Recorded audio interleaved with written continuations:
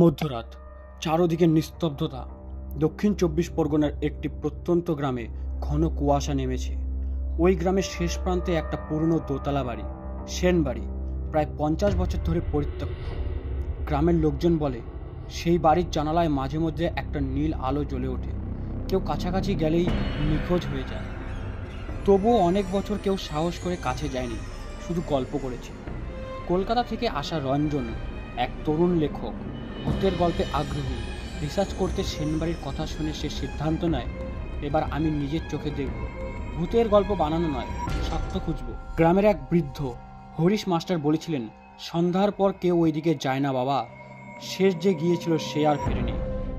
রঞ্জন উত্তর ছিল, আপনার ভয়টা আমি বুঝি, কিন্তু আমি সাহস নিয়ে যাচ্ছি।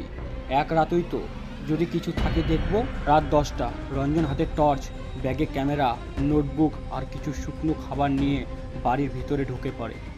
বাড়িটার দরজা কাঠের, তবুও যেন কেউ খুলে রেখেছিল। ভেতরে ঢুকতে একটা তীব্র ঠান্ডা হাওয়া তার গায়ের ভেতর দিয়ে ঢুকে যায়। চারদিকে ধুলো, মাকড়সার জাল আর বাতিল আসবাবপত্র। কড়িকাঠে একটা বড় বাদুড় ঝুলছিল, ঘড়িটা কাটা যেন স্তব্ধ হয়ে রয়েছে। সে মোবাইলের সময় দেখে ১০টা ১১। হঠাৎ ওপরে কার যেন পায়ের শব্দ। রঞ্জন থমকে দাঁড়ায়। সে ধীরে ধীরে সিঁড়ি বেয়ে ওপরে ওঠে। দ্বিতীয় তলায় একটা দরজা আধা খোলা। সে আলো ফেলে দেখে ঘরটা ফাঁকা, কিন্তু মেঝেতে মাটির গায়ে আঁচড়ের দাগ, যেন কেউ হাত দিয়ে টেনে নেওয়া হয়েছে। ঘরের কোণে একটা আয়না, পুরনো কুয়াশা ধরা কাচ। রঞ্জন আয়নার সামনে গিয়ে নিজেকে দেখে, কিন্তু তার পেছনে একটা ছায়া। সে তড়াক করে ঘুরে দাঁড়ায়, কিন্তু কেউ নেই। আবার আয়নায় তাকায়, এবার পুরো একটা মুখ দেখা যাচ্ছে ঠিক তার কাঁধের ওপরে, কিন্তু ঘরে সে ছাড়া আর কেউ নেই। সে দ্রুত ক্যামেরা বের করে ছবি তোলে, কিন্তু ক্যামেরায় কিচ্ছু ধরা পড়ছিল না। ঠিক তখনই দরজাটা নিজে নিজে বন্ধ হয়ে যায়, ঝাপ করে। রঞ্জন ছুটে গিয়ে দরজা টানতে থাকে, কিন্তু খুলছে না। ভেতরে ভেতরে হঠাৎ ঠান্ডা অনেক বেড়ে যায়। সে নিঃশ্বাস নিতে পারছে না ঠিক মতো। একটা ফিসফিসে গলার শব্দ শোনা যায়, তুই এখানে কেন এলি? রঞ্জন ভয় পেয়ে ব্যাগ থেকে একটা হনুমান চালিসা বের করে পড়তে শুরু করে। কিছুক্ষণ পর দরজা আপনা আপনি খুলে যায়। সে দৌড়ে নিচে নামে, কিন্তু নেমেই দেখে মেঝে, দরজা সবকিছুই পাল্টে গিয়েছে। এ কি সেই বাড়ি? দরজা আর নেই, শুধু একটা অন্ধকার করিডোর।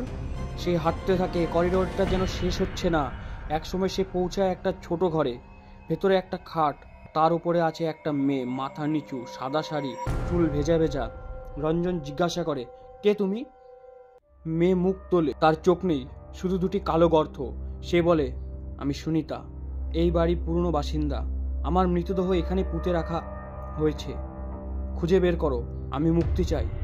রঞ্জন জানে না স্বপ্ন দেখছে না বাস্তব, কিন্তু সে ঠিক করে খুঁজবে। সে মেয়েটিকে জিজ্ঞাসা করে, দেহটা কোথায়?